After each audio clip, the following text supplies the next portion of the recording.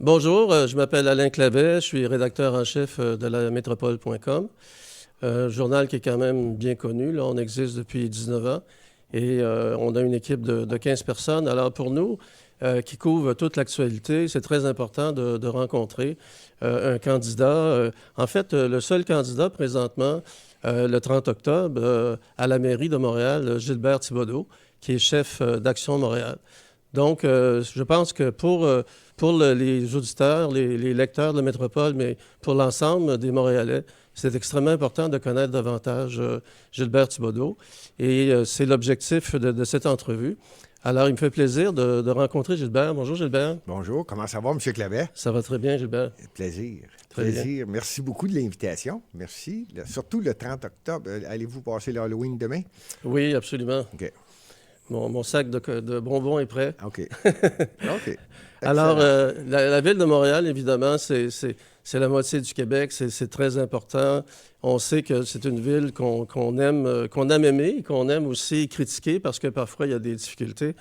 Alors, je sais que Gilbert, tu as de l'ambition. Tu veux devenir maire de Montréal avec Action Montréal, qui a une très bonne équipe.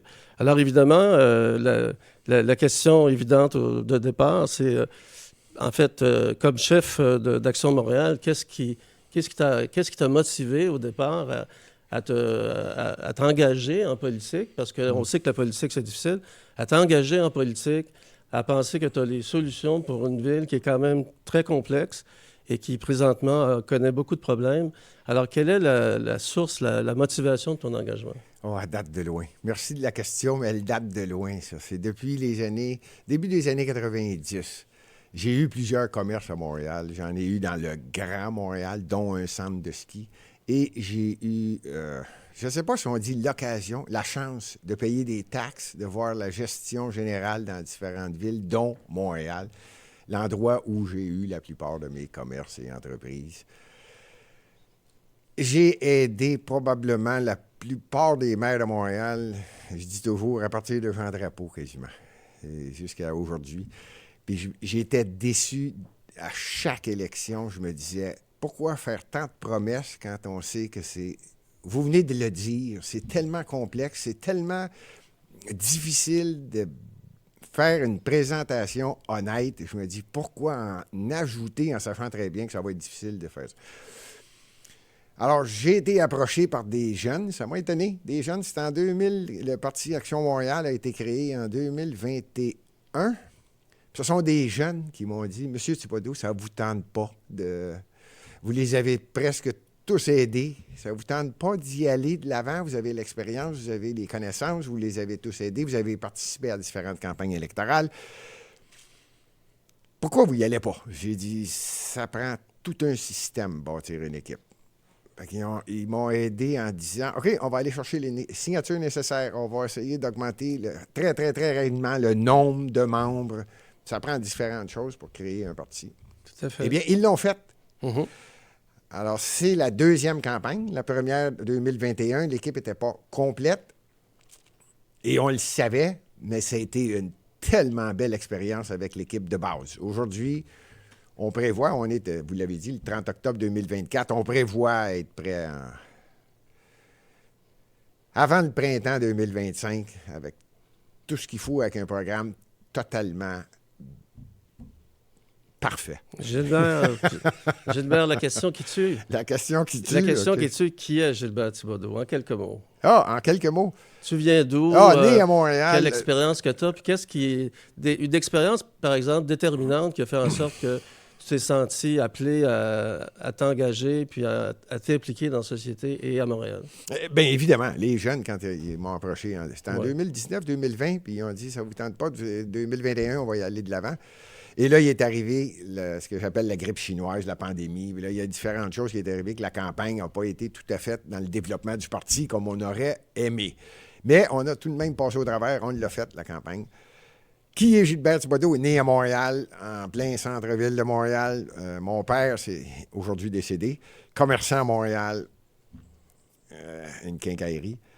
Mon grand-père, Montréal, lui est né en 1892. C'était un des plus grands distributeurs de tabac et bonbons à Montréal. C'est commerçant de haut en bas dans la famille, puis c'est Gilbert Thibodeau qui a payé autant de taxes que ses prédécesseurs.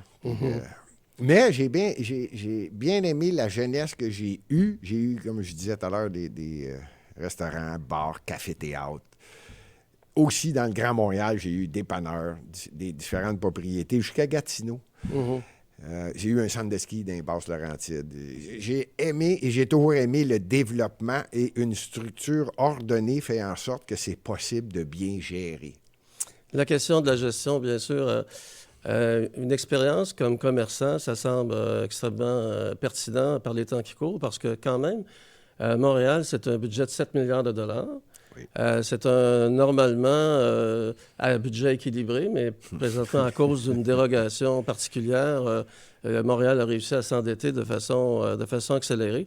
Alors, au fond, comme éventuellement, vous avez un défi, là. Il y a un défi de gestion dans le sens que vous allez hériter d'un certain nombre de problèmes, notamment d'un déficit. Alors, comment vous pouvez voir dans un mandat de 4 ans de vraiment améliorer la gestion des fonds publics et l'administration municipale? Ce que je disais, et je le répète, on ne s'en va pas faire de fausses promesses. Puis je suis tellement content que vous soyez au courant. J'en reviens pas, c'est pas tous les journalistes. Félicitations d'avoir fait les recherches nécessaires. Montréal est mal prise actuellement. Une dette hors du commun. Effectivement, il y a une dérogation. La mairesse de Montréal l'utilise. La Ville n'a pas à respecter un budget balancé jusqu'en 2027. Vous venez de le dire. Et je pense qu'il y a quelqu'un qui est en train de l'utiliser un peu à l'extrême. Ce qui fait que ce ne sera pas un premier mandat avec des promesses hors du commun. Il n'y aura pas de miracle, puis il n'y aura pas de promesses de dire style une ligne rose avec 15-16 stations et 18 milliards de dollars. C'est pas on n'arrive pas à cette époque-là. Par contre, pour être sûr que votre question, j'y réponds correctement, il va y avoir une obligation d'une réduction de ce qui se passe actuellement avec les employés à Montréal. Je parle des employés de haut niveau, puis pour être précis, je ne parle pas de la police, des pompiers, des cols bleus, qui sont l'image de Montréal. Je parle de hauts fonctionnaires qui ont été nommés. Ça va être compliqué, c'est vrai. Ça va être un premier mandat difficile, mais je pense que les citoyens de Montréal sont prêts à comprendre qu'il n'y aura pas de promesses hors du commun. On a des difficultés avec nos infrastructures, on a des dépenses nécessaires avant d'arriver avec ce que j'appelle, moi, des promesses fabuleuses. Mais en toute honnêteté, tous les citoyens constatent que la bureaucratie est lourde à Montréal. Et je sais, je suis journaliste, je lis les journaux, j'ai vu qu'il y a des milliers de postes qui ont été créés dans les 2 mandats de Valérie Plante qui se terminent là, le 2 novembre 2025. Alors, est-ce que tous ces postes-là sont absolument nécessaires? Est-ce qu'il y aurait moyen de faire mieux ou de faire autant, enfin, de faire mieux à moindre coût? Vous l'avez abordé. Il y a différents programmes qui sont possibles. Je me souviens, par exemple, qu'au fédéral, à un moment donné, pendant quelques années, il y a eu l'attrition. L'attrition, c'est tout simplement que les gens qui quittent ne sont pas remplacés. Mais quels sont les moyens que vous envisagez pour vraiment diminuer les dépenses publiques? Vous venez de le dire tellement précisément. Ce qui fait moins mal, c'est l'attrition.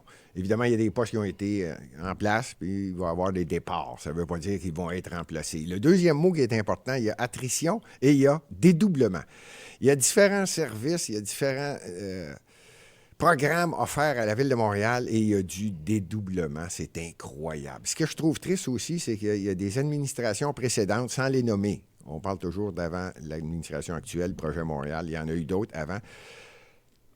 J'ai l'impression, et plus ça va, plus j'y crois, parce qu'on est rendu à Montréal avec 28 000 employés. Il y en avait à peu près 21 000, quelque chose comme autour des années 2010, 2005-2010. Là, on était autour de 21. Là, il y en a 8 000 de plus en 2024. Et la question que je pose à tous les citoyens quand je les rencontre, je fais beaucoup de porte-à-porte, je fais beaucoup de soirées, rencontres, et je leur demande, est-ce qu'il y a plus de services à Montréal? Et c'est incroyable. Comment est-ce qu'on s'en aperçoit? Non, il n'y a pas plus de services. Les réponses sont instantanées. Il y a plus de graffiti. La ville est mal propre, elle n'est pas propre, elle est mal entretenue. Il y a même des arrondissements. Je ne sais pas si on va aborder le sujet des arrondissements, mais il y a même des arrondissements à Montréal qui ont décidé, pour sauver de l'argent, étant donné que dans la haute fonction publique de Montréal, ça coûte cher, Eh bien, on va ramasser les vidanges une fois aux 2 semaines. Il y a tellement de choses sur le plancher de la Ville de Montréal à régler que c'est pas le temps de faire des promesses incroyables pour attirer des votes. Je pense que les gens sont prêts à ça. Sont prêts à se faire dire, on peut-tu avoir la vérité? Puis on va être capable de la comprendre, on est responsable. Je pense que les gens sont prêts. Parlons des arrondissements. Il y en a 19. Il y a 19 maires. C'est quand même extraordinaire, 19 maires. À Toronto, il y a un maire. À New York, il y a un maire. Oui. Comment se fait-il qu'il y ait 19 maires à Montréal? Ça me semble extraordinaire parce que chacun des maires a un bureau, son budget, sa voiture, son petit compte de dépenses. Et en plus, ce que j'ai appris récemment, c'est que les permis de construction, parce qu'on va parler du logement tantôt, les permis de construction sont émis par chacun des maires avec des règles différentes. Et là, ça pose toutes sortes de problèmes. Alors, ma question, c'est quel est l'impact du fait d'avoir 19 maires, à la fois sur les finances publiques et la lourdeur bureaucratique? J'aime le mot lourdeur. Au niveau de la lourdeur, je vais le résumer parce que là, vous l'avez très bien spécifié, mais pour que les gens comprennent bien. À Québec, il y avait un maire, 27 conseillers. Il y a un maire à Québec qui a demandé au gouvernement du Québec parce que chaque ville, c'est une entité administrative créée par le gouvernement du Québec. C'est pas la Ville de Montréal qui décide, c'est pas la Ville de Québec, c'est pas la Ville de Gatineau, c'est le gouvernement du Québec. On relève du gouvernement. Donc, la demande a été faite au premier ministre du Québec, dire on veut faire une modification, il y a trop d'élus à Québec. C'est passé de un maire à 27 conseillers. Et si je ne me trompe pas, c'est le maire Labaume, sans nommer son nom, qui a demandé une réduction pour arriver à un maire, 21 conseillers. Ça a été accepté quasi sur le champ, avec une démonstration que c'est possible, que ça va être bien fait, et le redécoupage des districts de la Ville de Québec de façon à ce que l'ensemble des citoyens soient bien servis, et même que la bombe disait mieux servis. Et là, on parle de réduction d'élus. À Montréal, il y a 19 maires, 84 conseillers. Je viens de passer à côté de Toronto parce que ça serait gênant de dire qu'à Toronto, il y a 4 millions de personnes avec un maire et 25 conseillers. Je répète, Montréal, c'est 1 800 000 personnes, 19 maires, 84 conseillers. Qui a fait ça? Si ma mémoire est bonne, ce serait Jean Charest qui, lors d'une élection, je ne veux pas rentrer dans les détails, qui a accepté que la Ville de Montréal ne devrait pas être une île, une ville. Vous vous rappelez de cette époque-là? Et a redonné une autre façon de dire, oui, c'est possible de revenir comme avant, mais là, il y a eu plusieurs petits royaumes. Là, on parle de Westmount. Comment on les appelle? Il y en a 15 villes sur l'île de Montréal. Donc, Westmount, Côte-Saint-Luc, croyez-le ou non. Côte-Saint-Luc, qui est d'un côté de rue, c'est Montréal, de l'autre côté de la rue, c'est Côte-Saint-Luc. Montréal-Est, tenez-vous bien. Montréal-Est, on traverse Hochelaga, Maisonneuve, Mercier, on arrive à Pointe-aux-Trembles. Entre les deux, Montréal-Est, c'est pas Montréal. C'est une ville défusionnée. Il y en a 15 comme ça. Beaconsfield, Dorval, je pourrais en nommer. Pour une réponse très, très, très précise, je peux le comprendre, mais je me pose la question, comment ça se fait qu'il y a 19 maires à Montréal? Eh bien, c'est la raison. Ceux qui n'ont pas réussi à se défusionner, il fallait passer au vote, ils ont dit, OK, on va faire des arrondissements avec des maires, plein pouvoir sur certaines décisions. Tenez-vous bien, à Montréal, il y a des taxes municipales et il y a des taxes d'arrondissement. C'est incroyable. C'est incroyable. J'essaie d'être précis dans la réponse, là. Mais au fond, il n'y a pas un risque de chaos. Comme là, le budget 2025 approche, même si, en théorie, le central mentionne une augmentation de taxes, supposons, de 3 parce que c'est un chiffre qui a circulé. Mais si, dans chacun des arrondissements, on ajoute un 2, un 3 et un 4 les citoyens, ceux qui payent les taxes, là, ils vont payer 4, 5 et 7 selon l'arrondissement. Mais c'est chaotique parce que l'article que j'ai lu, c'est que finalement, les maires sont libres de proposer ou d'exiger des taxes et il n'y a pas de contrôle du maire de Montréal. Alors, ça me semble extrêmement dangereux pour les citoyens. Comment prévoir et aussi des disparités entre arrondissements. Exact. Quel est le point de vue d'Action Montréal? Exact.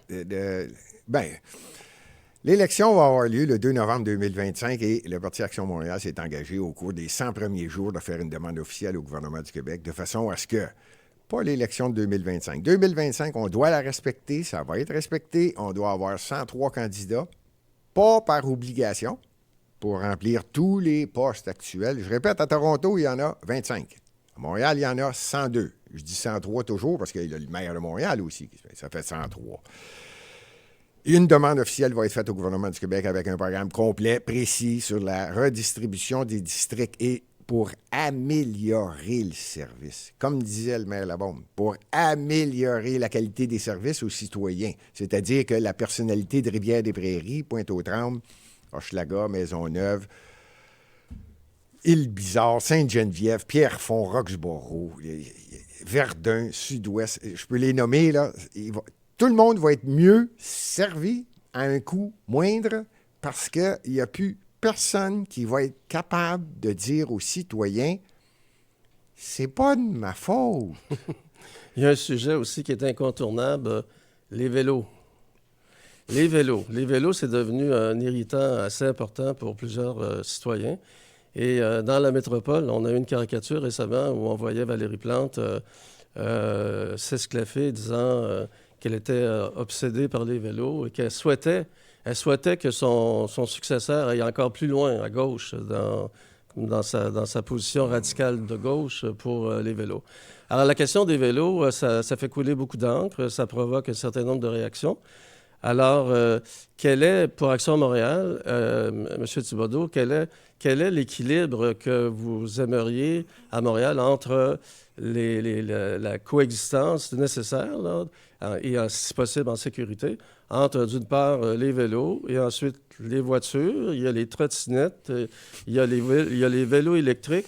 Après ça, il y a les carrosses, il y a les piétons, puis il y a ceux qui traversent la rue rapidement, puis il y a ceux qui traversent la rue très lentement. C'est extrêmement complexe. Alors, comment trouver un équilibre entre tout ça puis assurer une meilleure sécurité? Parce que, il faut le dire, il y a beaucoup d'accidents, il y a beaucoup de piétons qui sont frappés, il y a beaucoup de vélos. Alors, sans avoir un portrait trop noir, il faut lire les journaux, écouter la télé. Alors, c'est vraiment un enjeu important. Comment établir cet équilibre? Vous venez de le dire. Le mot magique, c'est équilibre. Équilibre. Vient un moment donné où on s'en va... Ça paraît mal de dire ça, mais on s'en va vers l'extrême gauche. Quand je dis extrême gauche, je ne veux pas utiliser... C'est parce que c'est plus facile à comprendre que maintenant, on a une période de pensée unique. C'est mieux dit. Les gens, actuellement, à l'Hôtel de Ville, ont une pensée unique, celle de dire aux gens... Vous ne devriez pas... Non, c'est pas ça. C'est vous ne devez pas utiliser d'automobile parce qu'on vous offre plusieurs services qu'on appelle transport en commun. Que ce soit métro ou autobus, on est parfait à Montréal. Vous n'avez pas besoin d'auto. On va vous dire comment ça fonctionne. Et pour votre santé, parce qu'on va toujours utiliser un mot pour se pardonner de ce qu'on fait. Donc, c'est pour la santé. C'est pour la santé qu'on va augmenter le nombre de pistes cyclables. Jusque-là, quand on me dit on va essayer d'augmenter le nombre de pistes cyclables, j'ai pas trop de problème. C'est lorsqu'on s'en va vers la pensée unique, c'est, regarde, on va écœurer les automobilistes et ou les piétons. Parce qu'on ne faut pas oublier qu'il y a des gens qui sont plus âgés, qui ont besoin des trottoirs, qui, eux, respectent les feux de signalisation. Mais quand à l'Hôtel de Ville, on dit, on a demandé aux policiers d'être tolérants concernant les vélos. Ça veut dire quoi? Ça veut dire, est-ce qu'ils ont le droit de passer sa rouge, sa verte, sa jaune? Ils ont-tu le droit de peinturer les lumières, la couleur qu'ils veulent? Puis, ah ouais, nous autres, on a tous les droits. On a quelqu'un qui nous protège.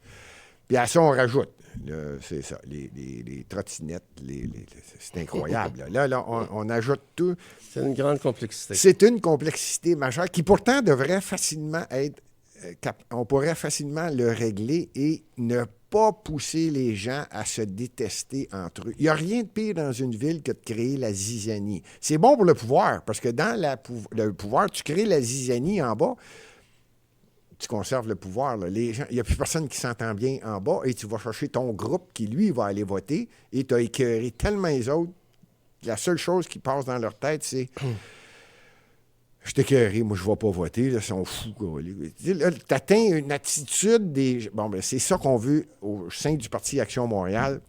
avec l'équipe, c'est de mettre dans la tête aux gens. Non, non, non. C'est l'attitude inverse que vous devriez avoir. C'est aller voter si vous voulez que ça change. Parlant de la zizanie, ça me fait sourire parce que il paraît que les 108, les 103 élus s'entendent tellement mal que ça doit vraiment faire rire. Mme Plante a créé une structure pour superviser les rencontres des 103 parce qu'ils n'y arrivaient pas à communiquer.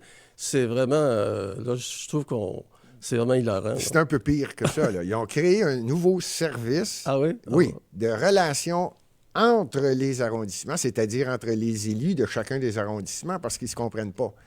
Alors, ils ont créé un autre service qui, lui, fait en sorte que tout le monde se comprenne quand ils se rencontrent. OK. Oui. Non, mais Oui. Mais quand on même, parle... ça devient absurde. Là, ben, j'apprécie énormément que vous utilisiez le mot absurde. J'aurais dit c'est idiot. Ça n'a pas de sens. C'est non seulement du dédoublement, là, c'est du service hors du commun. Mais il ne faut pas oublier que plus tu nommes de hauts fonctionnaires de nouveaux services, que tu crées des nouveaux comités, c'est des votes de plus que tu rentres en banque. Il ne faut pas oublier qu'il n'y a pas de salaire de hauts fonctionnaires en bas de 125, 130, 140, plus des budgets de discrétion, c'est-à-dire que tes dépenses automobiles, tes rencontres avec différentes personnes, tes déplacements, c'est toujours non inclus dans ton salaire. On parle d'à peu près 150 à 175 000 par haut fonctionnaire. Si on fait juste une attrition d'environ 2 000, je parle de 28 000 employés, là. Je fais juste dire on va en enlever, disons, sans en enlever par non-respect, le faire rapidement, ce qui va peut-être arriver en passant. Parce qu'il y a des postes qui n'auraient jamais dû être créés, qui ne servent absolument à rien. Il y a du dédoublement hors du commun. Denis Coderre avait créé le BIG. Le BIG, le Bureau de l'inspecteur général, qui, dans le fond, il a ajouté à côté, c'est parce qu'il va s'occuper de la corruption à Montréal. Oups, il y a déjà un poste qui s'appelle la vérificatrice générale à Montréal, qui a tout un service, plusieurs millions de dollars pour justement faire les vérifications nécessaires s'il n'y a pas eu de la corruption à l'intérieur des contrats qui ont été donnés à la Ville de Montréal. Mais c'était la mode lors de une campagne électorale, si je ne me trompe pas, en 2017, de dire « je vais créer le BIG ». Ça, c'est encore mieux, ça va vérifier. Il va y avoir de l'inspection. Il n'y a pas d'erreur, c'est devenu big. C'est devenu big. Montréal est devenu big, c'est big. C'est ça. Un autre sujet incontournable, les sans-abri. Oui. Environ 10 000 sans-abri, des pauvres personnes qui sont dans la rue. Et je sais que vous en avez parlé souvent, des sans-abri, ça vous touche. Et ça touche beaucoup de monde. Et on les voit couchés sur le trottoir. Et c'est vraiment pénible. Et personnellement, je ne peux pas croire qu'on ne peut pas trouver une façon d'améliorer leur sort. Alors, qu'est-ce qu'Action Montréal va faire? Alors, j'apprécie la question. Merci. On dit sans-abri, on dit itinérant. On dit différents mots, c'est selon la mode, ce qui paraît bien, par l'entremise des médias, lorsque à l'Hôtel de Ville, on présente le projet de ce qu'on va faire. Je réponds toujours à ça, regarde. Si tu tapes sur le clou, toujours de la même façon, il va rentrer de la même façon. Ça fait des années, je le répète, je suis né à Montréal, je l'ai vu, je la vois grandir. Je vois également qu'il y a des problèmes majeurs de plus en plus. On parle d'itinérants, là. On parle de sans-abri. Il y a tellement d'organismes à Montréal, encore là, je ne dis pas qu'ils ne sont pas nécessaires. Je dis juste qu'à un moment donné, est-ce qu'il y a une institution de façon à enrichir quelqu'un? Est-ce que la pauvreté est payante? Est-ce que l'itinérance est payante? Et c'est là que je dis, on va le travailler d'un autre angle. La Ville de Montréal a un parc immobilier qui lui appartient. Je ne parle pas de l'ensemble du parc immobilier qui est généré par des entrepreneurs qui viennent bâtir à Montréal. Je parle de la Ville de Montréal. Son parc immobilier est incroyable. Si je ne me trompe pas, j'ai lu, j'ai repris, je lis souvent les budgets de la Ville de Montréal. On parle d'environ, dans le parc de Montréal, 22 000 portes. À peu près 22 000 logements que la Ville s'occupe par l'entremise de l'Office de l'habitation de Montréal. Il y en a d'autres bâtiments, il semblerait, encore une fois, parce que j'ai hâte d'avoir les chiffres réels. Le budget de la Ville de Montréal va sortir très bientôt. On est le 30 octobre, j'ai hâte de le voir. Il va arriver quelque chose au mois de novembre. Il y a peut-être 800 bâtiments non utilisés, désuets, malpropres. Par contre, on paye l'électricité et le chauffage pour pas que les tuyauteries pètent. Je ne le sais pas. Il n'y a aucun entretien dans ces bâtiments-là. Si vous saviez comment il y en a des beaux, je ne veux pas tous les nommer parce que je n'aimerais pas dévoiler l'ensemble du programme du Parti Action Montréal. Mais on en a retenu quelques-uns, des édifices, qui pourraient être utilisés, qui ont un grand terrain tout le tour, de façon à concentrer les efforts à certains endroits. C'est grand, l'île de Montréal. Fait que je ne parle pas seulement que d'un édifice. Il peut en avoir un, sans le nommer, sur René Lévesque, près de Saint-Hubert. Il peut y en avoir un également dans le nord de la ville, sur Henri Bourassa. Il peut en avoir également un du côté ouest de la ville de Montréal. Et il peut y en avoir un sur la Rivière-des-Prairies, ou peu importe. L'itinérance est devenue comme une pieuvre. Ça prend énormément d'ampleur. Il y a des tentacules un peu partout. Et moi, je dis toujours, maintenant, à partir de ce moment-là, on va être capable de mieux servir. Parce que la clientèle itinérante, ce n'est pas qu'une seule clientèle. Il y en a que c'est un problème de drogue. Ce que je vais m'inclure dans ça, c'est drogue ou boisson ou problème majeur de addiction. Ça se dit, ça? Addiction. Tout à fait. Il y en a d'autres qui... Et là, ça peut... Je ne veux pas frapper.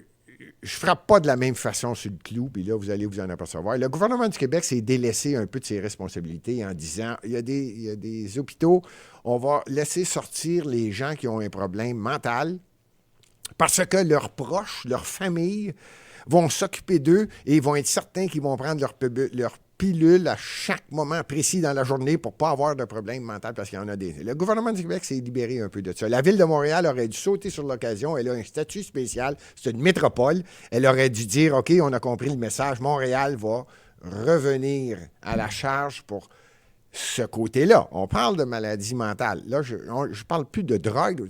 Là, on n'est plus dans la même coche. Et là, c'est là que je dis, c'est Montréal. Si le gouvernement du Québec est en train de dire on a un problème de santé parce que ça coûte une fortune, je ne voudrais pas parler de l'embonpoint du gouvernement du Québec parce que je pense qu'on a le même problème à ce niveau-là. Mais Montréal, c'est une métropole et c'est une image complète. On ne doit pas laisser ça aller et c'est ce qu'on fait depuis des années. Après ça, tu as ceux qui ont des problèmes... j'ai dit la drogue et ça, la santé mentale. Puis il y en a différents autres. Je vais en nommer juste un autre. C'est ceux qui viennent d'avoir un coup dur dans la vie. Ça peut être un divorce. Ça peut être la perte d'un amour qui est décédé. Ça peut être différentes choses. C'est plus passager. Et là, on a besoin de certains organismes. Et c'est là que je dis que le ménage, il ne faut pas taper toujours sur le même clou, de la même façon. Il y a tellement d'organismes à Montréal. Je pense qu'il y a un certain ordre d'affaires de façon à ce qu'on serve bien le citoyen. Il faut se rappeler que c'est pas Gilbert Thibodeau ou son administration, si je suis élu maire de Montréal avec le Parti Action Montréal, qui décide de ce qui va se passer. C'est le point, lorsque tu es élu, c'est de servir ta population qui est ton réel patron. Et à ça se rattache le tourisme, les gens qui viennent de l'extérieur. C'est l'image de Montréal. C'est pour ça que je dis on doit le regarder. C'est tellement grand, ce principe-là. J'étais au conseil d'administration de NAA, un organisme qui vient aux sans-abri, pour tenter de les rendre responsables. J'ai été sur le conseil d'administration j'étais celui qui était en charge d'achat des immobiliers de façon à faire des chambres pour rendre responsables les gens, à essayer de comprendre qu'il y a un système. Il y en a qui ont décroché du système. Il faut leur redonner une fierté. Il y a des cas tellement différents dans chacun d'autre qu'on ne peut pas englober tout ça dans un. Ça prend quelqu'un qui est conscient, qui est capable de voir la situation et d'établir comment faire en sorte qu'on sert la population. J'aimerais enchaîner sur le comment parce que sur la rue Notre-Dame-Est, il y a à peu près 2 kilomètres de tentes présentement. Aujourd'hui, il fait chaud, mais dans quelques semaines, on va être sous les degrés de... Ça va être le degré de congélation, il va faire froid, il va neiger. Alors, c'est quand même très concret, c'est un problème humain grave. De façon concrète, là, ces gens-là qui sont dans les tentes et il y a des problèmes de sécurité, il y a des problèmes de salubrité, il y a des problèmes de drogue. Vous avez décrit 3-4 catégories de sans-abri, mais là, ils sont tous là, pêle-mêle, même des familles, il y a même des enfants, c'est absolument incroyable. Alors, concrètement, là, est-ce que vous avez une idée comment on pourrait au moins améliorer temporairement leur sort? La question est bien posée. Temporairement aider. Si je tape toujours de la même façon sur le clou, je ne vais rien changer. On l'a vu, on le vit à tous les ans ou à tous les 2 ans, ou peu importe, là, dépendamment comment la population commence à se soulever, les médias en parlent. Bon, ben on va aller enlever le campement. Pareil comme si tu fais pouf, puis ils viennent de disparaître. Non. La Ville de Montréal doit être prête doit comprendre qu'elle est responsable de son image. Ces gens-là sont des citoyens montréalais et on doit les respecter sans enlever le respect de la population qui, elle, est la vaste majorité. Vous avez commencé à dire en disant qu'ils sont peut-être 10 000 à Montréal. Il y a 1 800 000 personnes à Montréal et il y en a 5 à 10 000, je dirais plus 5 à 10 000 que 10 000 certains, à Montréal, qui rendent inconfortable 1 800 000 personnes, qui rendent inconfortable les touristes qui viennent, qui arrivent sur Notre-Dame. Tant mieux, vous parlez du grand campement sur Notre-Dame. On va taper sur le tout de la même façon, là. Vous le dites, l'hiver s'en vient. Qui va être le plus préoccupé et qui va recevoir un peu plus d'argent? La Maison du Père, YMCA. Il y en a plusieurs. Le Old Breweries. Mm-hmm. Bon, il y a différents organismes qui sont connus et reconnus. Bon. OK. Vous venez de me poser la question. À court terme, pas le choix. Il y a un système. Ça va prendre un certain temps, à partir du 2 novembre 2025, pour faire en sorte que l'ensemble des organismes, il y en a tellement. C'est triste que je dise ça parce que des fois, je me demande, y a-t-il quelqu'un qui tire avantage à ce qu'il y ait de la pauvreté à Montréal? C'est ça qu'on doit évaluer en premier. Après ça, de dire, voici maintenant comment est-ce qu'on va opérer. Et Montréal, c'est dans le cœur des décisions. Et non pas, ben c'est pas de ma faute, il faut que les organismes s'en occupent. Non. Si je comprends bien, il va y avoir d'abord une réduction des dépenses. En diminuant les frais d'administration, notamment par des postes inutiles. On parle au niveau de l'ensemble de l'administration. Si j'ai bien compris. Oui. Il va y avoir des économies éventuellement aussi quand ça va être possible de diminuer le nombre d'élus. Éventuellement. Je sais qu'il y a des étapes. Après une demande faite au gouvernement du Québec. Après une demande faite au gouvernement du Québec. Oui. Alors ça, donc, ça va générer un peu d'argent. Une fois que, disons, il peut y avoir un délai, évidemment, là, mais une fois qu'on a fait le ménage, il y a certaines personnes avec le sourire qui vous ont traité d'homme de ménage. Alors, l'homme de ménage. L'homme de ménage. Là, je pense que c'est plutôt un compliment parce qu'effectivement, Montréal a besoin de ménage. Alors, une fois que cette petite marge financière, budgétaire est dégagée, quels sont les grands projets qui seraient envisageables? Évidemment, je pense au métro, etc. Alors, j'aime ça quand vous dites une petite marge de manœuvre. Je vais vous redonner l'exemple que j'ai donné tout à l'heure. Si on fait seulement que vérifier actuellement, le budget de 2017 parlait l'administration générale, c'est ce que moi j'appelle, dans un bon français, le bunker du maire.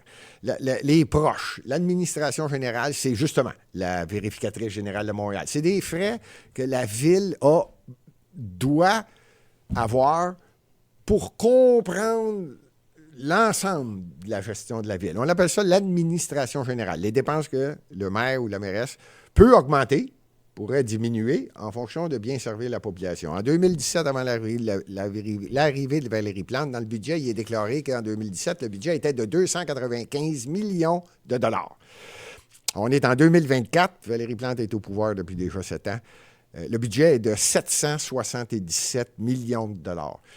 Moi, j'ai l'impression que dans le budget que je lis religieusement, peu importe l'année, on n'a pas l'ensemble de l'information. Ce que je viens de dire là, si vous faites votre calcul facile, je vais arrondir les chiffres, 300 millions, 700 millions, je devrais dire 800, on est à 777 millions, disons 800. Je viens de dire, 500 millions de dollars ont été dépensés en surplus depuis l'arrivée de Valérie Plante pour l'administration générale, c'est-à-dire alentour d'elle. Et moi, j'ai toujours dit, plus il y a des gens qui sont en poste, moins il y a des gens qui sont imputables. D'où vient la phrase célèbre, connue et reconnue à Montréal, lorsque la mairesse s'adresse, « C'est pas de ma faute ». Non, c'est plus de sa faute parce qu'elle n'est pas consciente de ce qui se passe autour d'elle et peut même ajouter « Ah, ça, j'étais pas au courant ». Et là, c'est là qu'on réalise qu'il y a de l'embonpoint. Pas parce qu'en diminuant les dépenses qu'on va diminuer les services, bien au contraire, on va rendre des gens imputables. Lorsqu'une décision doit être prise, lorsque quelque chose doit être fait, tu n'auras pas 102 personnes à regarder et dire c'est lequel. Moi, j'appelle ça, c'est comme quand on était enfant, puis maman disait, c'est qui? Puis là, tout le monde se pointait du doigt. C'est toujours l'autre. Tout le monde se pointait du doigt. Les gouvernements sont très bons pour ça. C'est toujours le régional, ensuite c'est le municipal, c'est la faute du provincial, le provincial, c'est le fédéral. Mais moi, j'aimerais souligner qu'à la fin, c'est toujours les mêmes poches qui payent, les contribuables. Vous avez entièrement raison. Je viens juste de parler de 500 millions, puis je termine pour être sûr que le cœur vous lève comme il faut. La dette de Montréal est stratosphérique, OK? Je n'irai pas sur la dette, mais je vais vous dire combien ça coûte, la dette. On frise actuellement paiement de la dette et intérêt de la dette. Parce qu'on ne paye pas beaucoup de paiement. Les maires, les administrations précédentes, on appelle ça pelleter par en avant. Alors, les gens empruntent puis ils disent, le prochain payera. Bon, c'est ça. On en est rendu aujourd'hui, en 2024. Le budget n'est pas sorti. Je vous avertis, ça va être pire. Je ne veux pas vous faire lever le cœur. La dette et l'intérêt de la dette frisent le 1 milliard de dollars. Wow, par année. C'est tout un chiffre. C'est à 900 quelques millions qu'on a atteint déjà. Là. C'est pour ça que j'aime ça dire 1 milliard, bien que j'exagère un peu de quelques... C'est très préoccupant. Oui, c'est non seulement préoccupant. Là, je viens de parler du premier 500 millions qu'on peut récupérer. Après ça, je dis, si on peut faire des paiements au comptant plus facilement. Et si je poussais à l'extrême, parce qu'on me demande, Gilbert, comment est-ce que tu peux parler de saine gestion sur quelque chose qui n'a jamais été touché? Écoutez bien le raisonnement. Montréal a entre 70 et 75 emprunts en moyenne par année, ce qu'on appelle des emprunts à long terme pour faire en sorte d'amortir les dépenses. On ne peut pas payer une rue dans une journée, elle peut durer pendant 20 ans, donc on l'amortit. Bien, pour ça, il y a des emprunts qui sont faits dans différentes institutions financières. Et moi, ce qui me fascine, c'est quand je regarde le budget, je vérifie toujours quel est le taux moyen d'intérêt que la Ville paye.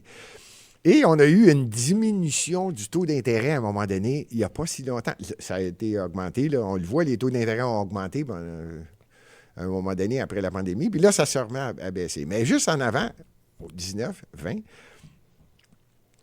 l'administration actuelle payait des taux d'intérêt entre 3,5, 4, 4,5 en moyenne. Puis là, je me suis dit... Montréal, ça doit être un gros client pour une banque. Si le maire de Montréal appelle la banque de commerce et il dit, regarde, moi, j'ai 700 millions d'emprunts chez vous, ou tu me fais un bon taux d'intérêt, ou je vais aller voir une des 7 autres. Moi, les gens disaient, ben non, tu peux pas appeler une banque, là, tu peux pas changer ça. Ah non, essayez-moi. Essayez-moi. Si moi, je sauve 1,5 % d'intérêt, si moi, je dis, on va reconsolider la dette, j'ai différents emprunts sur mes 74 à la même institution financière, puis je vais dire, on va les regrouper, puis pendant que je suis là, réduis-moi donc de 1,5 ou de 3/4 %. Êtes-vous conscient que je viens de sauver 55 millions? C'est juste des intérêts. Incroyable. C'est pour ça que je dis, on tape toujours sur le clou de la même façon. Arrêtez de taper de la même façon. Ayez pas peur d'une banque. La banque adore la Ville de Montréal. C'est un bon client. La réalité, c'est que les gouvernements, finalement, dépensent de l'argent qu'ils n'ont pas. Bien, c'est parce que c'est pas eux. C'est toujours emprunté. C'est toujours un emprunt. Puis c'est toujours, j'ai pas le choix. Oui, mais moi, je dis, s'il y a Montréal, c'est une administration. C'est pas un gouvernement. J'ai même un statut qui fait en sorte que c'est beaucoup plus facile d'appeler une institution financière ou de négocier un contrat que je donne à un entrepreneur qui vient pour différents travaux nécessaires à Montréal, surtout dans les infrastructures qui sont négligées depuis quelques années, lui dire, regarde, j'aime les cônes oranges, mais pas trop. Peux-tu me donner la date de la fin des travaux? Peux-tu me dire exactement quand les travaux vont être terminés? Est-ce que c'est possible de te donner une pénalité si les travaux ne vont pas finir à telle date? Est-ce que c'est possible de me donner une date exacte de façon à ce que je te pénalise? Au sujet des travaux, j'ai ouï dire qu'il y a un comité de coordination des travaux. Et j'ai été voir la structure et c'est, mon Dieu, je pense que la chatte ne retrouvera pas ses petits. Là. C'est de vraiment, toute beauté. Hein? C'est vraiment complexe. D'abord, c'est une structure très lourde qui est dirigée par 3 maires. Et il y a toute une structure, au fond, de prise de décision. Et il y a les compagnies privées qui sont là, qui défendent chacun leurs intérêts. Alors, on peut comprendre qu'avec une structure un peu ridicule comme celle-là, qu'il n'y a pas de coordination des travaux. Alors, comment améliorer une situation qui, encore une fois, c'est le mot qui revient toujours, c'est chaotique. OK. Celle-là est délicate. J'aime la question, mais elle est délicate. Alors, soyez délicat. Je vais être délicat dans ma réponse, mais je me mets à la place d'un entrepreneur, ce dont je suis. Et l'influence que je dois porter à la Ville de Montréal pour qu'il porte attention à ce que moi, je veux. Je ne veux pas utiliser le mot lobbyisme, mais disons que celui qui paye le plus, c'est celui qui va être servi le premier. On graisse toujours la roue qui fait du bruit. Alors, je vais être délicat pour ce qui est des entrepreneurs qui font de la pression sur la Ville de Montréal parce qu'ils veulent avoir telle C'est un peu chose. normal aussi. Là. Et un élu actuel à Montréal, je me dis toujours, à un moment donné, arrête. C'est le citoyen que tu sers. Je comprends que l'entrepreneur va t'inviter. Puis là, c'est pour ça que je dis je vais être délicat. Là. C'est vrai qu'il va t'inviter à souper quelquefois. C'est vrai qu'il va t'envoyer des billets pour aller voir le Canadien. C'est vrai qu'il va t'inviter à une partie de golf. Ça existe encore en passant. De moins en moins, parce que semblerait qu'on a diminué l'impression de corruption à Montréal. Je respecte ça, moi, de l'entrepreneur. C'est bête ce que je dis là. Je l'ai été, mais j'ai souvent, spécialement lorsque j'avais mon centre de ski, je mettais de la pression sur la ville. Je sais que je suis un gros citoyen corporatif dans une ville quand tu as le centre de ski, le seul. C'est comme la ville t'écoute un peu plus, puis je le sais. Puis mon rôle à moi, c'est de mettre de la pression. Le rôle du maire ou des conseillers, c'est de dire « Hey, Thibodeau! » Non. Parlons des commerçants. Mais c'est dur ça. C'est délicat, mais il y a un juste milieu à avoir. Parlons des commerçants. Il y en a plusieurs qui sont découragés. Il y en a qui ont fait faillite. Premièrement, il n'y a pas de stationnement. Les rues sont bloquées. Les taxes sont élevées. Alors, ça me donne, en vous écoutant, ça me donne l'impression que non seulement vous avez de l'expérience en commerce, mais que vous allez être favorable au commerce. Alors, de façon concrète, comment on va faire pour augmenter la fluidité dans Montréal, de sorte que des gens vont pouvoir stationner? Il n'y a pas de stationnement. Il n'y a pas de stationnement. On ne peut pas aller acheter un meuble en bicyclette. Il n'y a pas de stationnement. Qu'est-ce qu'on fait? Vous avez entièrement raison. Celle-là aussi est complexe. Parce que je pense, je vais y aller dans l'ordre. Tiens. Montréal, c'est une métropole grâce à ses commerces. La vie, il y a 19 arrondissements à Montréal et la vie de chacun de ces arrondissements-là, un citoyen choisit un arrondissement en fonction de est-ce qu'il y a de la vie? Est-ce qu'il y a une rue commerciale? Est-ce qu'il y a des petits commerçants? Y a-t-il un nettoyeur? Y a-t-il un hôpital? La raison pour laquelle on s'en va dans un arrondissement, c'est qu'on dit c'est cette vie-là que j'aimerais avoir. Non seulement je respecte ça, mais là, ce qu'on est en train de faire en disant j'ai plus besoin d'automobile, j'ai plus besoin de ci, j'ai plus besoin de n'importe quoi d'autre que vélo, parce qu'on n'utilise même pas le transport en commun correctement à Montréal. Actuellement, là, on a parlé de la dette, s'il vous plaît, je vais vous étouffer si je parle de la dette de la STM. Elle aussi, elle est stratosphérique. Ils même sont en train de présenter un projet pour dire on va retirer dans le budget de la Ville de Montréal, le budget de la Société de transport de Montréal, de façon à réduire mentalement dans la tête des gens la dette de la ville. Là, ils sont en train de le retirer, ça va mieux paraître. Parce que la dette de la ville dépasse le 12-13 milliards. Là, le budget est 7 milliards. Il n'y a aucune entreprise qui passera au travers de ça. Et là, on ajoute à ça, on va enlever le stationnement. Ben oui, c'est sûr que le gars qui demeure à l'île Bizarre va avoir le goût d'aller à Pointe-aux-Trembles parce qu'il prend une chance d'arriver là, puis il n'y a pas de place de stationnement. C'est grand, l'île de Montréal. Le gars ou la fille ou la famille va dire on va aller à tel endroit, on part de Schlaga ou de peu importe, et on va se rendre dans Huntsic parce qu'il y a une vente de trottoir. Et là, je fais exprès pour dire le mot vente de trottoir. Là, quand on ferme les rues, en plus de retirer des places de stationnement, on est en train de diviser la population. Comme si ce n'était pas assez extrême, la mairesse de Montréal a déclaré, après 2 consultations, la population a décidé que non, on ne veut pas que ce soit fermé. Donc, la mairesse a dit, bon, étant donné que vous avez dit que vous ne voulez pas que ce soit fermé, on va fermer Camillien-Hood sur le Mont-Royal qui traverse d'un côté est, côté ouest de la ville. A décidé, bon, on n'a pas assez d'enlever des places de stationnement, on va même empêcher les autos de circuler pour ça. C'est tellement beau. C'est tellement beau le lac au Castor. C'est tellement beau l'hiver. Il y a faire du ski de fond. Je ne sais pas s'il y en a qui font du ski de fond l'hiver. L'hiver s'en vient. On est rendu le 30 octobre. Et là, on est en train de dire aux gens, non, je ne sais pas si c'est le principe. Il y en a plusieurs qui disent, Gilbert, vas-tu finir par le dire? Je ne sais pas si c'est le fameux C40, la fameuse grande promotion des villes 15 minutes. Il ne faut plus que personne se parle. Il faut que chacun reste dans son quartier. Puis il ne faut pas que les gens continuent à se rencontrer parce que ça favorise. Ils parlent entre eux, puis ils peuvent des fois choquer. Donc, on va les laisser chacun chez eux. Est-ce que c'est ça? Je ne le sais pas. Je ne veux pas entrer là-dedans. Mais c'est vrai qu'on appelle ça les fameuses villes 15 minutes, ce qu'ils appellent le C40. Bon. Supposons qu'après 1 an ou 2 de ménage, qu'on a une petite marge de ménage. Il faut faire le ménage, c'est clair, dans la structure, dans les budgets, qu'on dégage une certaine marge budgétaire. Quels seraient les grands travaux? Quelle est votre position sur le métro, par exemple? OK, je l'ai dit. Le métro, c'est pas tout à fait le premier mandat. J'ai déjà une position claire sur le métro de Montréal. On va commencer par régler celui de 1988. Hey, ça, on parle de Gérald Tremblay, pour ceux qui connaissent Montréal un peu, qui avait dit on va rajouter 4 stations à la ligne bleue. Si je ne me trompe pas, vous l'avez dit, on est le 30 octobre 2024. Le trou n'est même pas fait au complet encore. C'est un projet de 1988. On parle de 4 stations. Après ça, il y a eu différentes personnes qui ont dit on va faire ça. Il ne s'est rien fait. Et Valérie Plante est arrivée avec sa ligne rose. C'était le double du budget de la Ville de Montréal qui va aider. Et la première pelletée devait être faite la première journée de son premier mandat. Je dis, voyons, c'est du n'importe quoi. C'est ce qui est arrivé. Vous me dites, OK, quels sont les grands projets? Oui, ça m'intéresse de développer Montréal et avant de le faire de façon à stabiliser l'ensemble des dépenses, parce que là, c'est exorbitant. Je pense qu'au cours de la première... Peut-être...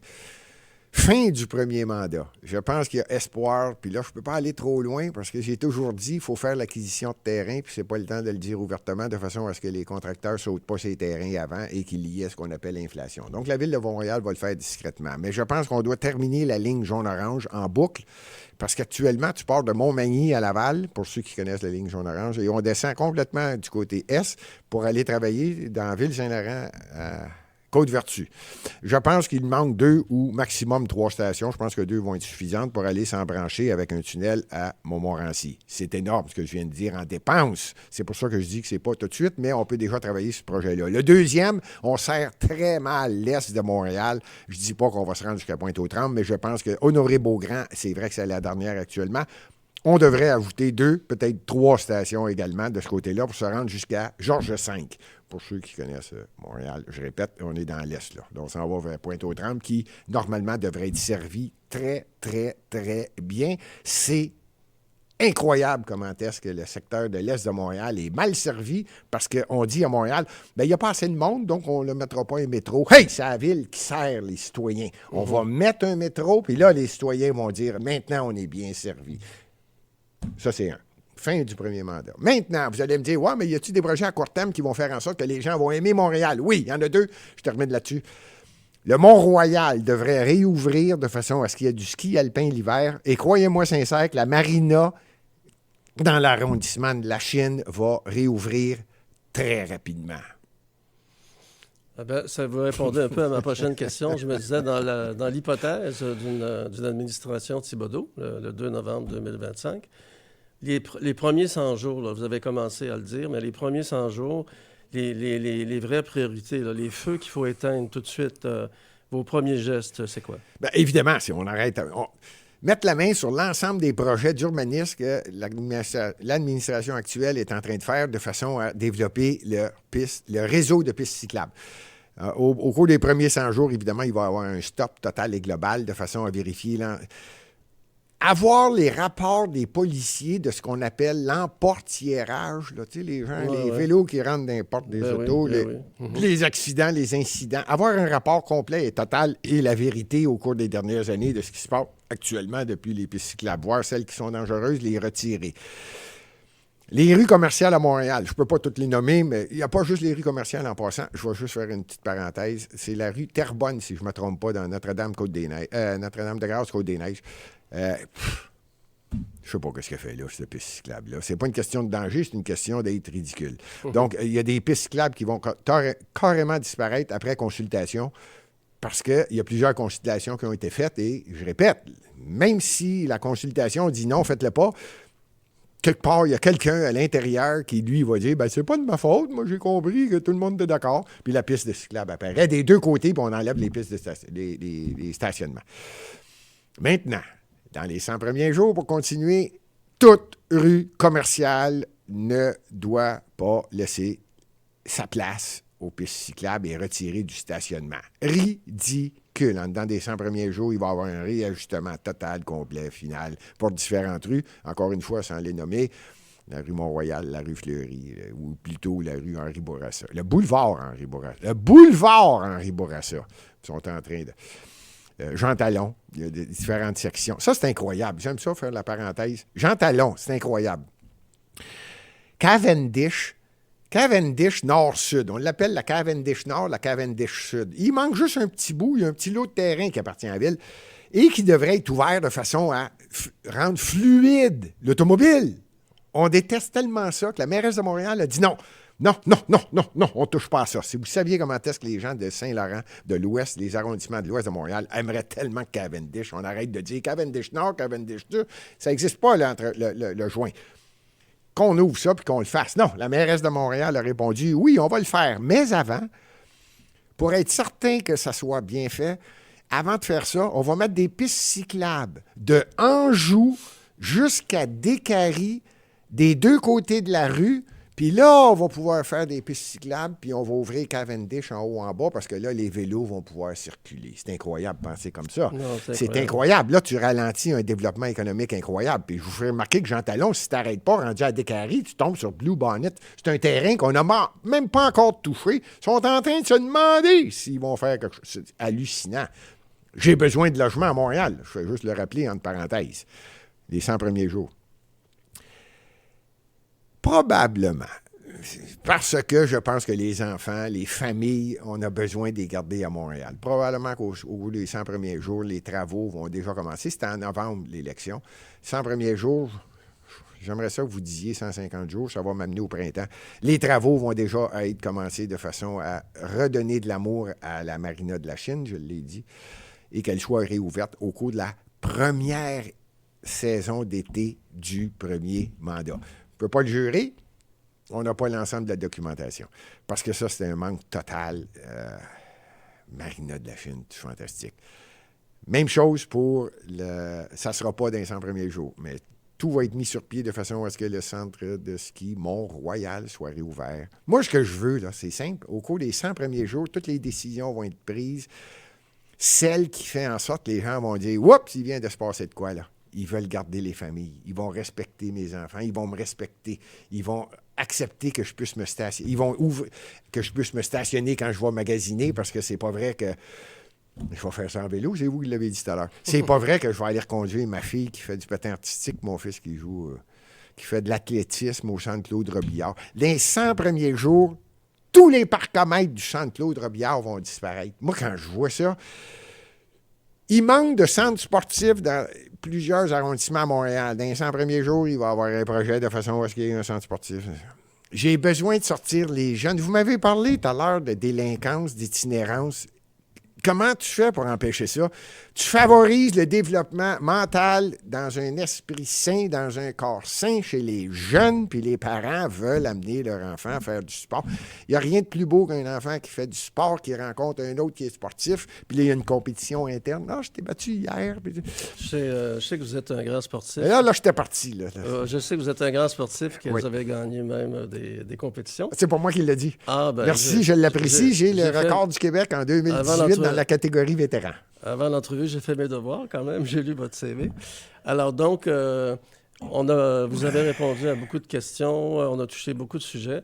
Puis peut-être, évidemment, la gestion de Montréal, c'est extrêmement complexe. Je pense que vos réponses le montrent, à quel point la ville, il y a plusieurs dimensions, puis il faut le faire avec un leadership assumé, il n'y a aucun doute. Et puis, au fond, ma question finale elle serait très simple. Vous allez être en campagne électorale, vous allez vous promener dans Montréal, vous allez rencontrer tous les jours des étrangers, des gens qui ne vous connaissent pas du tout, des gens qui... Bon, alors comment, en 30 secondes, quelqu'un vous dit « Ah, monsieur Thibodeau, c'est vous qui vous présentez maire? » Oui. Pourriez-vous me dire pourquoi vous vous présentez maire? En quelques mots, là, c'est que... Pourquoi vous faites ça? C'est un travail difficile et complexe. Vous allez vous faire aimer, vous allez vous faire critiquer. Parfois, les journalistes sont gentils, parfois, ils sont très méchants. Alors, pourquoi entreprendre une mission comme celle-là, qui est très importante, très utile, mais aussi très difficile? Alors, en quelques mots, comment vous pouvez convaincre la personne que vous êtes la personne pour devenir maire de Montréal et quelles sont vos qualités principales, quoi? Vous êtes bien gentil. Il y a des journalistes qui sont positifs à votre égard, des journalistes qui sont négatifs à votre égard, et ça fait partie de la politique. J'ajouterai à ça, c'est tout nouveau, je viens d'apprendre ça, je suis le seul candidat à la mairie de Montréal actuellement déclaré, et les journalistes l'ignorent. Donc, j'ajoute qu'il y a des journalistes positifs à ta candidature, des journalistes négatifs, puis il y a des ignorants. Merci de l'entrevue. J'apprécie énormément qu'un journaliste, je pense que vous êtes, et j'ai fait mes devoirs aussi, vous êtes reconnu par la Fédération, la Corporation des journalistes du Québec. La Fédération professionnelle des journalistes du Québec. J'apprécie énormément, ça en fait un. C'est le calendrier. Qu'est-ce que je vais dire aux gens? J'aime Montréal.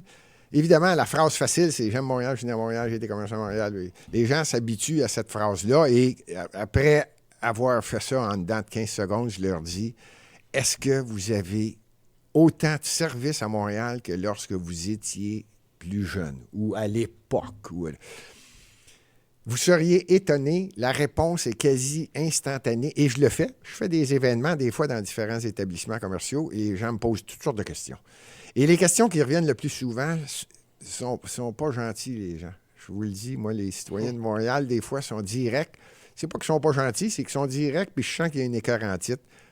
Et là, avant même qu'ils me posent des questions, là, parce que habituellement, j'ai pas eu le temps de terminer, puis là, ils me disent « Enfin! » Puis là, c'est instantané. Allez-vous remettre le stationnement?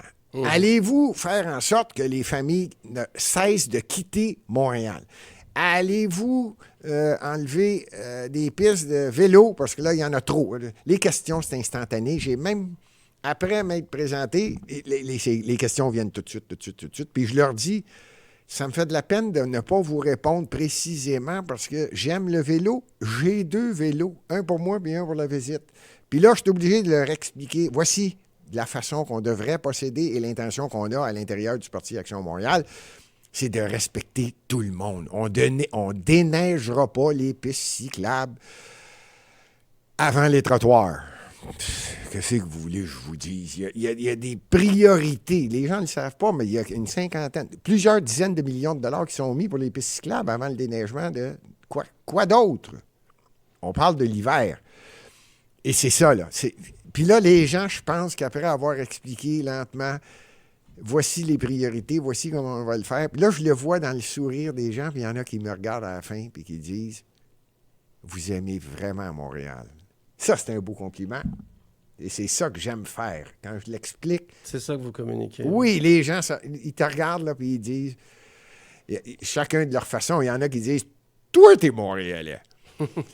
Puis là, je suis content. Là, c'est là que je dis, ça me fait plaisir de vous rencontrer. Avez-vous des questions maintenant précises sur certains sujets, si vous saviez? Il y a des sujets... Quand on est dans le nord de la ville, là, je ne veux pas prendre trop de temps, mais dans Onsic, côté Est, ou dans Rivière-des-Prairies, sur le bord de l'eau, il y a des gens qui me disent, dites-moi pas que vous allez enlever le petit sentier, parce que j'aime ça aller pêcher des fois. Tu sais, là, il y a des gens qui ont des... Allez-vous l'améliorer? Tu sais, là, il y a des petites choses. Montréal, là, c'est fabuleux. Je vais m'arranger que tous les Montréalais disent c'est beau. Et en conclusion, il n'y a plus un Québécois qui va dire que Montréal, c'est une risée. C'est insultant. La gestion de Montréal, évidemment, la bonne gestion de Montréal, c'est essentiel pour la qualité de vie des citoyens. Puis j'aimerais, M. Thibodeau, vous remercier pour votre temps. C'est moi qui vous remercie. Et la qualité de vos réponses. Et je pense qu'il y a beaucoup d'informations qui ont été données aux citoyens. Et je crois que c'est vraiment la bonne approche d'être ouvert et de répondre aux questions. Et je sais que vous avez commencé des assemblées de cuisine. Oui. Et ça, c'est une excellente idée. Les assemblées de cuisine, comme dans le bon vieux temps, on va rencontrer les gens sans filet, sans fausse caméra, sans la vraie politique. Et je vous félicite de faire ça et c'est un plaisir de vous rencontrer aujourd'hui. Bien, merci. Merci beaucoup. Merci beaucoup.